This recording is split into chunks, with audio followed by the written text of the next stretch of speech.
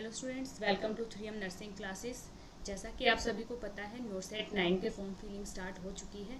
तो अभी जो जीएनएम स्टूडेंट्स हैं, जिन लोगों ने जीएनएम कर रखी है, उनका ये डाउट आ रहा है कि मैम क्या हम नोरसेट का फॉर्म अप्लाई कर सकते हैं, और अप्लाई कर सकते हैं तो क्या हमें कितने बैडेड का एक्सपीरियंस चाहिए, एक्सपीरियंस सर्टिफिकेट है वो कैसी होनी चाहिए। तो आज की वीडियो में हम डिस्कस करेंगे, सारे डाउट्स आपके क्लियर करेंगे कि जो जीएनएम कैंडिडेट्स हैं उनको कितने बैडेड एक्सपीरियंस चाहिए, क्या वो नोरसेट के फॉर्म को अप्लाई कर सकते हैं, और कर सकते हैं तो उन्हें एक्सपीरियंस के रिक्वायरमेंट कितने बैडेड की होगी। तो चलो डिस्कस करते हैं सारी चीज़ों को एक एक करके। सारे डाउट्स आपके इस वीडियो के अंदर क्लियर हो जाएंगे। तो सबसे पहले बात करते हैं कि आप कहीं भी वर्किंग हैं तो आपको क्या एक्सपीरियंस बनवाना है, एक्सपीरियंस सर्टिफिकेट के अंदर कौन कौन से पॉइंट्स को इंक्लूड करवाना है। उससे पहले हम बात कर लेते हैं कि आप जब एक्सपीरियंस बनवा रहे हैं तो आपको हमेशा याद रखना है, कुछ स्टूडेंट्स ऐसे होते हैं कि जो जीएनएम कर रहे होते हैं, ठीक है, कुछ स्टूडेंट्स ऐसे होते हैं जो जीएनएम कर रहे होते हैं और तभी क्या होता है कि किसी ना किसी हॉस्पिटल में वर्किंग होते हैं जीएनएम के साथ साथ। तो जीएनएम के साथ साथ वर्किंग होते हैं और वो क्या होता है, उनको एक्सपीरियंस सर्टिफिकेट बनवाते हैं, लेकिन एक्सपीरियंस सर्टिफिकेट बनवाते टाइम वो ध्यान नहीं रखते इस चीज़ को कि उन्हें जो एक्सपीरियंस जो है, जो वैलिड एक्सपीरियंस बनवाना है, वो कब से वैलिड होगा, आफ्टर द रजिस्ट्रेशन। अगर आपके पास रजिस्ट्रेशन नहीं आया है, आप पास आउट स्टूडेंट्स नहीं है, रजिस्टर्ड नहीं है, तो जो आपका एक्सपीरियंस है वो वैलिड नहीं माना जाएगा। तो सबसे पहले आपको एक्सपीरियंस की जो वैलिडिटी का पॉइंट पता होना चाहिए कि जो आपके पास एक्सपीरियंस सर्टिफिकेट बनवा रहे हैं, आप कहीं पे वर्किंग है तो वो क्या होना चाहिए, रजिस्ट्रेशन के बाद की डेट मेंशन होनी चाहिए। अभी नोरसेट का जो फॉर्म फिलिंग है वो 22 तारीख से स्टार्ट हो चुका है और कब तक चलने वाला है, ये 11 तारीख तक। तो एक्सपीरियंस बनवाते टाइम आप लोगों को ध्यान में रखना है कि जो जिस पोस्ट के लिए आप अप्लाई कर रहे हैं उसकी जो रिक्वायर्ड एक्सपीरियंस है, अलग इंस्टीट्यूट्स की जैसे सेंट्रल गवर्नमेंट हॉस्पिटल्स हैं उनके लिए 1 ईयर एक्सपीरियंस रिक्वायर्ड है। एम्स के लिए अगर आप अप्लाई कर रहे हैं तो उसके लिए आपको 2 ईयर्स का एक्सपीरियंस चाहिए आफ्टर द जीएनएम। तो उसमें आपको एक चीज़ याद रखनी है कि जब से आपके एप्लीकेशन फॉर्म स्टार्ट हो रहे हैं, जैसे कि 22 तारीख से आपकी एप्लीकेशन फॉर्म स्टार्ट होगी, उससे पहले आपका वो एक्सपीरियंस कंप्लीट होना चाहिए। तो before the starting date of application जो आपका एक्सपीरियंस है वो कंप्लीट होना चाहिए। अगर आपने जीएनएम के साथ साथ बीएससी कर ली है, जीएनएम के साथ साथ अगर आपने पोस्ट बेसिक भी कर ली है, तो आपको एक्सपीरियंस की रिक्वायरमेंट नहीं है, ठीक है, क्योंकि उस टाइम पे आप क्या है, बीएससी के इक्वल आप एलिजिबल है। लेकिन अगर आपने जीएनएम की है तो आपको एक्सपीरियंस की रिक्वायरमेंट है। तो आपको याद रखना है कि जब भी आप एक्सपीरियंस बनवा रहे हैं, जहाँ पे आप वर्किंग है, तो आपको ध्यान में रखना है जिस हॉस्पिटल में आप काम कर रहे हैं वो मिनिमम 50 बेडेड हॉस्पिटल होना चाहिए। मैक्सिमम हो सकता है, अच्छी बात है, लेकिन मिनिमम 50 बेडेड हॉस्पिटल वो होना चाहिए। अब बात करते हैं ड्यूरेशन की। अगर आप नोरसेट 9 के लिए अप्लाई कर रहे हैं जीएनएम कैंडिडेट्स, तो ड्यूरेशन ऑफ एक्सपीरियंस अगर आप एम्स में नर्सिंग ऑफिसर बनना चाहते तो आपको जीएनएम के बाद 2 ईयर्स एक्सपीरियंस होना चाहिए। इस बात को आप नोट करना, जीएनएम के बाद जब आपका रजिस्ट्रेशन आ जाता है उसके बाद आप एलिजिबल होते हैं उस वैलिड एक्सपीरियंस के लिए। दूसरी बात करें कि अगर आप सेंट्रल गवर्नमेंट हॉस्पिटल्स की बात करें, उसके लिए उसमें आप नर्सिंग ऑफिसर बनना चाह रहे हैं, तो अभी नोरसेट 9 के अंदर लेडी हार्डिंग जो मेडिकल कॉलेज है उसकी पोस्ट आई हुई है, तो उसके लिए अगर आपको अप्लाई करना है तो 1 ईयर का एक्सपीरियंस की रिक्वायरमेंट होती है। वो भी आपको याद रखना है, रजिस्ट्रेशन आने के बाद और एप्लीकेशन स्टार्ट होने से पहले वो आपका जो एक्सपीरियंस है वो कंप्लीट होना चाहिए, तभी आपका जो एक्सपीरियंस है वो वैलिड होगा। अब एक्सपीरियंस के साथ साथ हम बात करते हैं कि जब आपके डॉक्यूमेंट वेरिफिकेशन होता है, ऐसा होता है कि बहुत मेहनत करके हम टेस्ट क्लियर भी कर देते हैं, लेकिन वेरिफिकेशन के टाइम पे इस एक्सपीरियंस के बेस पे जो स्टूडेंट्स होते हैं उनको आउट कर दिया जाता है। तो वो चीज़ ऐसा होता है कि हम मंजिल तक पहुंच जाते हैं, उसके बाद उसको वापस आना बहुत मुश्किल चीज़ होती है ना। लास्ट स्टेप पे अगर हम रुक जाते हैं अपने ड्रीम को अचीव करने में, तो वो जो कंडीशन होती है वो बहुत मुश्किल होती है। तो क्यों ना हम अपना एक्सपीरियंस जो है पहले से ही अच्छे से ध्यान से बनवाएं, सारे पॉइंट्स इंक्लूड करवाएं जो कि एक गवर्नमेंट जॉब के लिए चाहिए एक्सपीरियंस के अंदर। उसके साथ साथ एक्सपीरियंस के साथ साथ एक चीज़ वो ध्यान में रखनी है, आप लोगों से क्या मांगी जाती है वेरिफिकेशन के टाइम पे, लास्ट 3 मंथ की सैलरी स्लिप। इस सैलरी स्लिप के रिगार्डिंग भी हम डिस्कस करेंगे कि इसके अंदर क्या क्या चीज़ें हमें इंक्लूड करवानी होती है सैलरी स्लिप के अंदर। तो चलो ये कुछ इंपॉर्टेंट जो बेसिक चीज़ें हैं जो आपको ध्यान में रखना है। सबसे बड़ा जो मेजर थिंग है वो आपको ध्यान में रखनी है कि रजिस्ट्रेशन आने के बाद बहुत सारे जीएनएम स्टूडेंट्स होते हैं, जीएनएम के साथ साथ कहीं ना कहीं वर्किंग होते हैं हॉस्पिटल के अंदर, तो वो क्या होते हैं, वो जो एक्सपीरियंस है रजिस्ट्रेशन से पहले का वो इनवैलिड होगा। ठीक है, रजिस्ट्रेशन से बिफोर रजिस्ट्रेशन जो एक्सपीरियंस होता है आपका वो क्या होता है, इनवैलिड। तो इस पॉइंट को आप नोट कर लीजिए। स्टूडेंट्स यही पूछ रहे थे कि मैम मैं जीएनएम के साथ साथ काम किया है तो क्या मैं अप्लाई कर सकता हूँ? नहीं, जब आपका रजिस्ट्रेशन आ जाएगा उसके बाद का जो एक्सपीरियंस है तभी आप अप्लाई कर सकते हैं। तो चलो बात करते हैं कि अब एक्सपीरियंस सर्टिफिकेट के अंदर क्या क्या चीज़ें इंक्लूड करवानी है जिससे आपका जो एक्सपीरियंस है वो रिजेक्ट ना हो। तो सबसे पहले जो एक्सपीरियंस बनवाना होता है आपको हॉस्पिटल के लेटर हेड जो होता है उस पर बनवाना होता है। ये एक मैंने सैम्पल फॉर्मेट लिए हैं आप लोगों के लिए, तो ये आपको ध्यान में रखना है कि जब भी आप एक्सपीरियंस बनवा रहे हैं तो हॉस्पिटल का जो लेटर हेड है उस पर बनवाना होता है। अब इसमें क्या होता है, लेटर हेड पे आपको हॉस्पिटल का नाम मिलेगा, वहाँ पे हॉस्पिटल का लोगो मिलेगा, रजिस्ट्रेशन जो नंबर होते हैं वो भी मिलते हैं। ठीक है, तो ये भी आपको याद रखना है कि जो हॉस्पिटल के रजिस्ट्रेशन नंबर होते हैं वो भी इस पर मेंशन होने चाहिए। ये सारी चीज़ें आपको एक्सपीरियंस बनवाते टाइम इंक्लूड करवाने हैं। ठीक है, जहाँ पे आप वर्किंग है जिस हॉस्पिटल में आपको एक्सपीरियंस चाहिए तो आपको वो क्या करना है, सारी चीज़ें ध्यान में रखनी है कि आपके एक्सपीरियंस सर्टिफिकेट में इंक्लूड हो। तो सबसे पहले आपके जो हॉस्पिटल के रजिस्ट्रेशन नंबर है, किसकी बात कर रही हूँ मैं, हॉस्पिटल के रजिस्ट्रेशन नंबर की बात कर रही हूँ, वो मेंशन होने चाहिए। उसके बाद यहाँ पे आपका क्या क्या मेंशन होना चाहिए, कैंडिडेट का नेम मेंशन होना चाहिए। ठीक है, फादर नेम या फिर हस्बैंड नेम मेंशन होना चाहिए,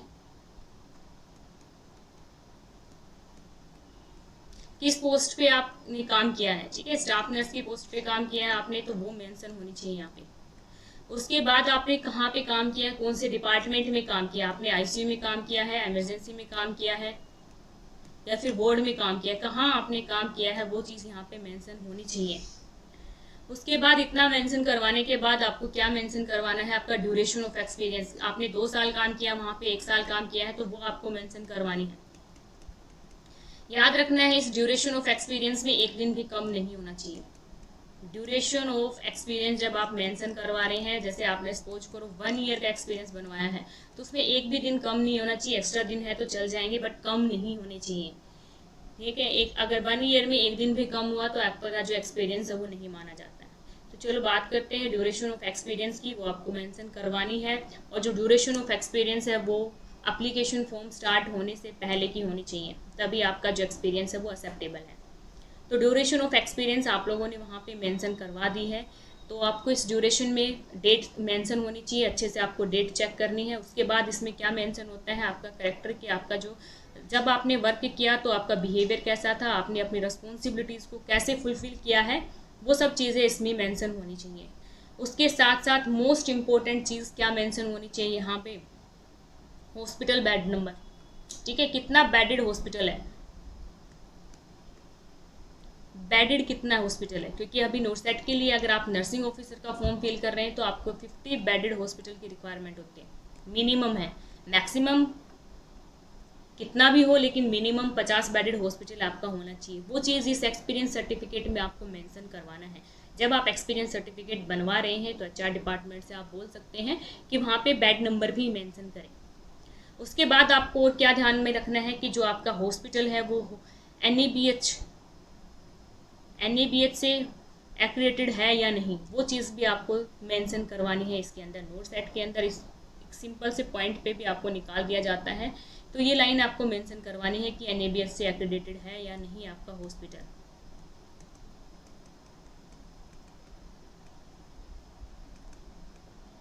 ठीक है, तो ये पॉइंट भी आपको यहाँ पे मेंशन करवाना है। हॉस्पिटल जो रजिस्ट्रेशन नंबर है वो आपको ऊपर भी मेंशन हो सकते हैं, नीचे भी मेंशन हो सकते हैं, बट मेंशन होने चाहिए।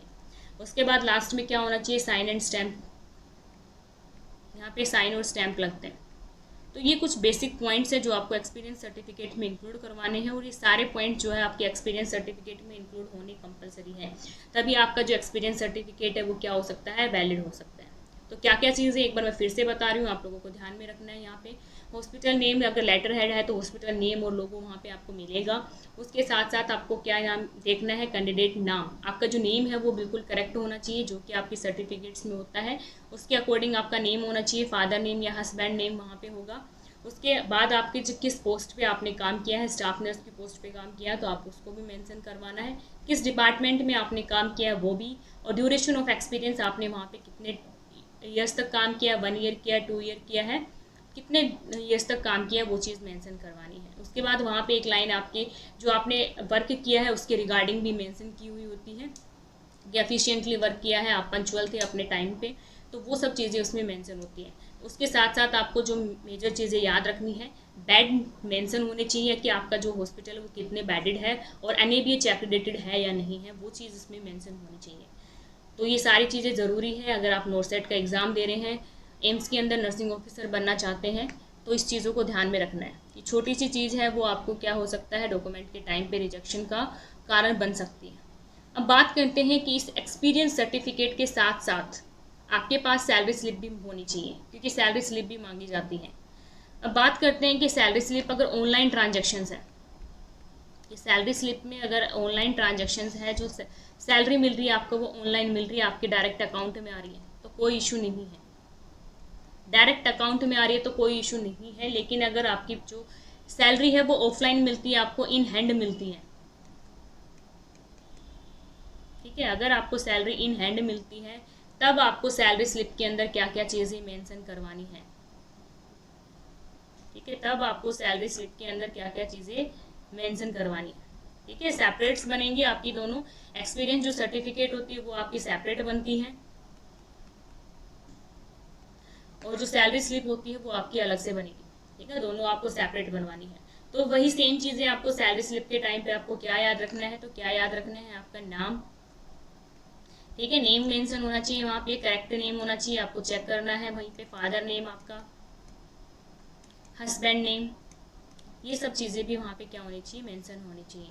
उसके साथ साथ आपको यहाँ पे फिर से क्या मेंशन करवाना है, आपकी पोस्ट ड्यूरेशन ऑफ एक्सपीरियंस दोबारा से मेंशन करवानी है।